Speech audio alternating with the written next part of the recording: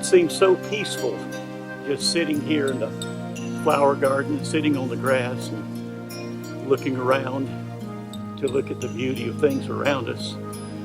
And it sort of reminds me of some memories from several years ago whenever Bonnie and I were appointed to State Youth and Christian Education Director of the state of Missouri. And being from South Georgia, we had not seen very much snow at all, very light dusting. But when we got to Missouri, we found a good bit of snow. In our very first snowfall, the heavy snowfall, somewhere around 8-9 inches, and everything was covered. It was cold, and I was wanting to get up and get to the state office, and it was so bad outside. I thought, well, I've got to get out and do some shoveling. So I went outside and got my snow shovel, and I began shoveling the snow out of the drive, and underneath it was a layer of ice.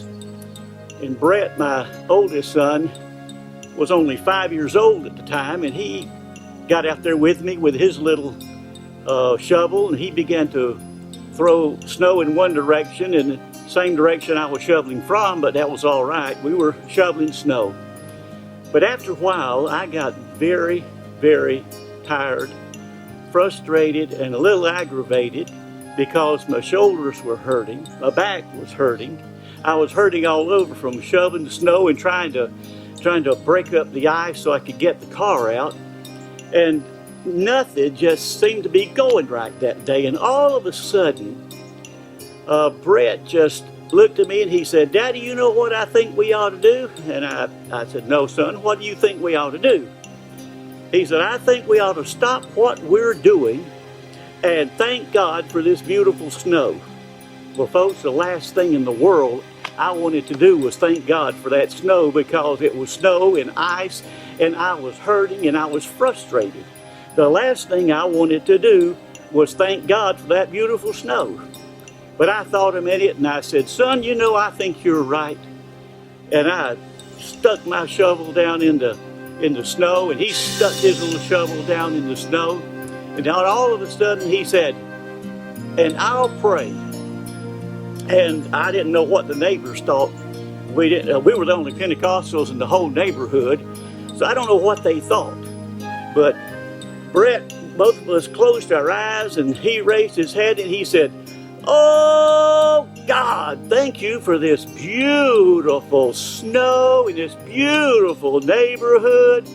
And he just went on thanking the Lord. And it wasn't until then that I stopped to look around to see the beauty. And folks, it was absolutely beautiful. Snow and ice on the trees, the rooftops, all over the streets. Everything was covered in white. Everything looked so purified. Oh, it was absolutely beautiful.